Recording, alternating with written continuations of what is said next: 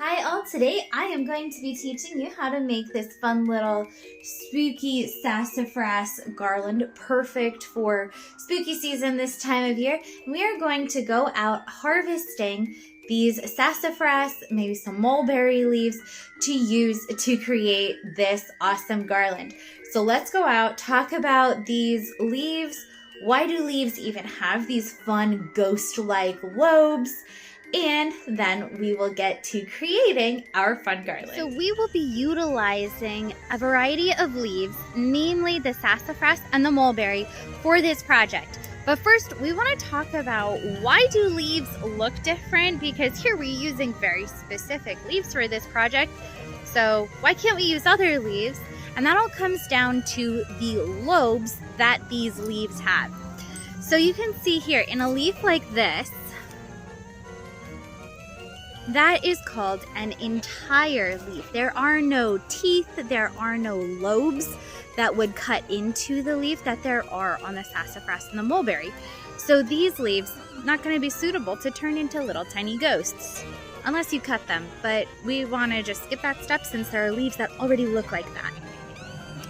But why do these leaves, these are the entire or smooth leaves, why are these different than the lobed leaves? What is the whole point and the purpose of those lobes? So let's go find that sassafras and talk about it. Here is a branch of the sassafras tree, and we can see a couple of different leaf shapes. Here we have the chicken foot or the ghost leaf shape. We have a mitten leaf shape and a smooth or entire leaf shape. Sassafras are unique in that they have a variety of different shapes on one tree. If you look in the forest here, you can see this trunk right there in the middle is the trunk of the sassafras tree. That is way thinner than the tree behind it, than the trunk of the tree behind it. So there's a reason for that, and these leaves can actually help this tree to grow nice and tall very quickly, preventing it from being a very wide tree. How does that happen? By having lobes, the light can get through the leaves at the top of the canopy and hit the leaves down here towards the bottom where I am.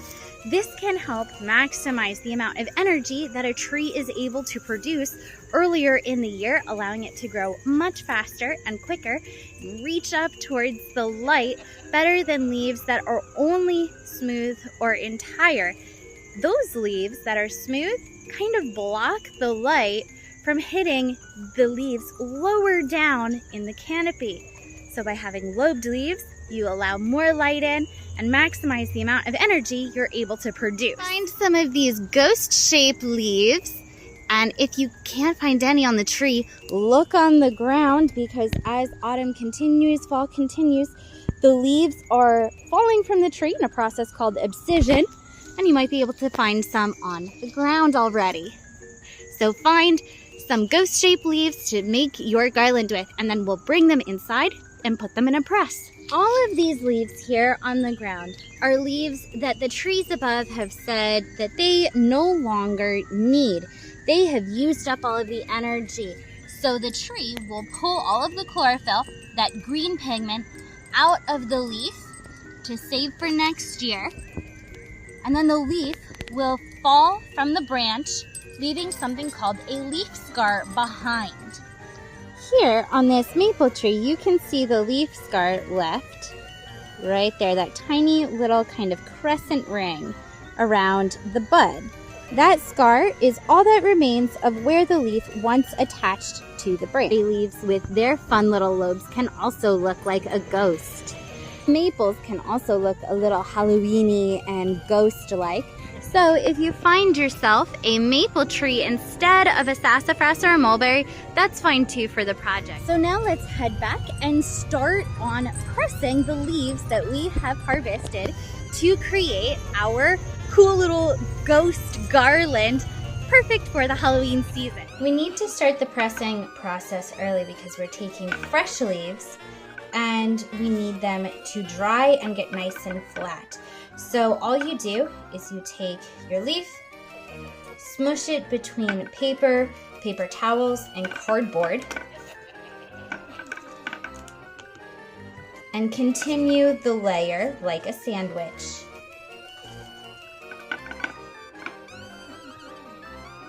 Keep in mind that this process of drying takes a while, so you want to start early. Do not start the day before your Halloween party.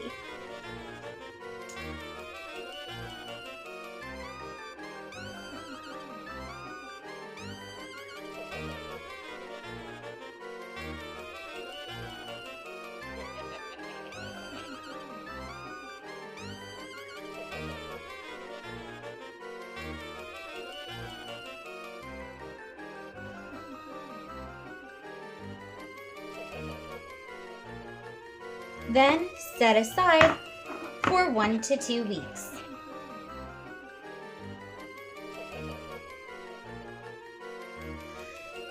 Now to make the garland, now that we have our pressed leaves, we need a couple of things here. We need our paint palettes or paint trays. We need our paints. You are specifically going to need white and black for this project for your ghost colors. If you want to give it a clear kind of glossy coat, then you can put Mod Podge over top, but that is optional.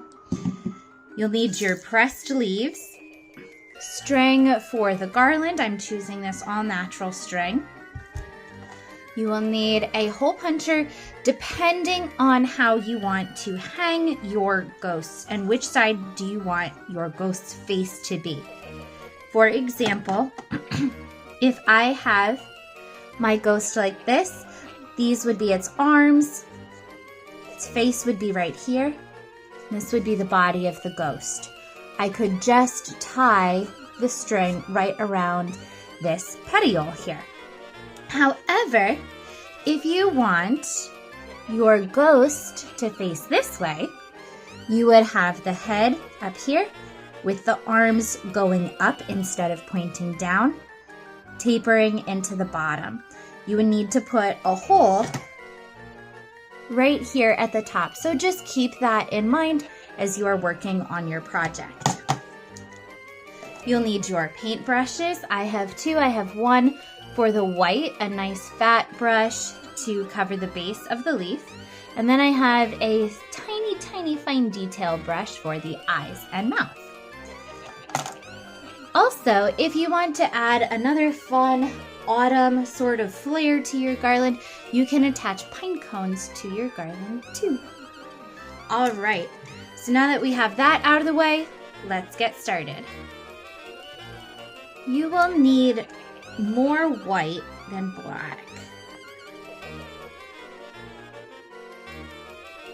Then decide which position you want your ghosts to have.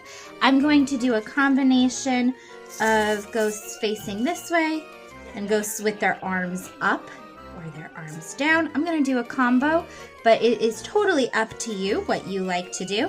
And then all I'm going to do is take this white paint and you just go to town painting over top of your sassafras leaf.